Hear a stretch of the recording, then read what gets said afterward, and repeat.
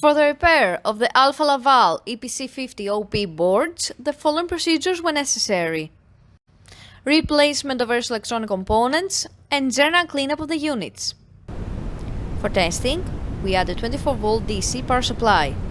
As soon as we turn the power supply on, the unit reacts, and after a while, we can see the message on the LCD screen.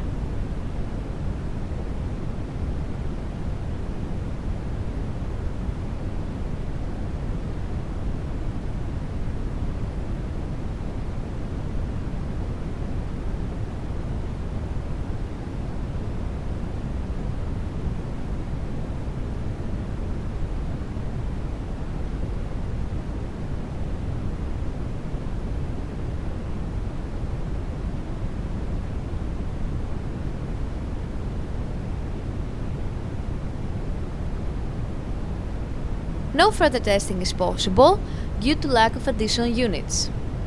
The same process is repeated for the second OP board.